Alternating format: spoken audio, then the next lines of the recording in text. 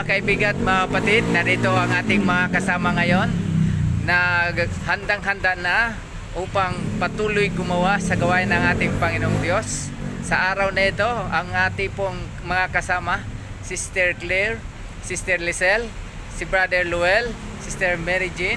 Ang ating pong ipamahagi ngayon ng mga aklat ay The Great Controversy, sa Tagalog, ang dakilang tunggalian.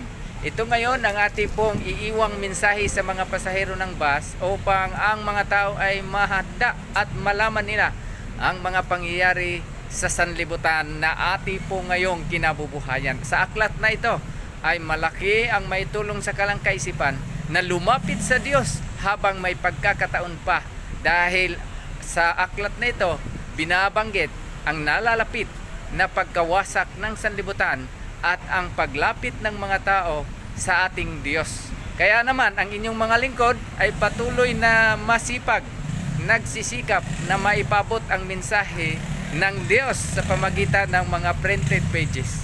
Narito ang inyong mga lingkod, magbibigay ng mensahe sa mga pasahero ng bus. Ingatan po ng Diyos ang bawat isa sa atin, mga kapatid.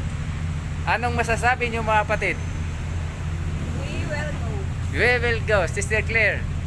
Happy in the service of the King. Happy in the service of the King. Brother Luel. Ayan, nandito po ang sagat na ito. Nalaman natin ang mga bitag ni Satanas. Yun. Kaya ito'y napakahalaga na malaman natin. Yan sa aklat ng The Great Controversy, ang mga bitag ng kaaway na si Satanas sa mga taong hindi patuloy nagsasaliksik ng mga salita o katotohanan. Sister Mary Jane. Purihin po ang ating Panginoon dahil muli naman po ay tayo po ay maglilingkod sa ating pong kapwa. Nawa ang kanila pong mapapakinggan at mababasa po mula sa Ebanghelyo ng ating Panginoon ay may tumatak sa kanilang puso at isipan at magliwanag sa kanila na tanggapin ang ating Panginoon Diyos na ang Panginoon ay malapit ang darating.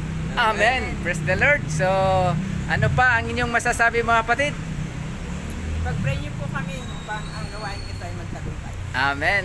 Sister Lizelle. Prayer po, pag-pray niyo po kami. More prayer.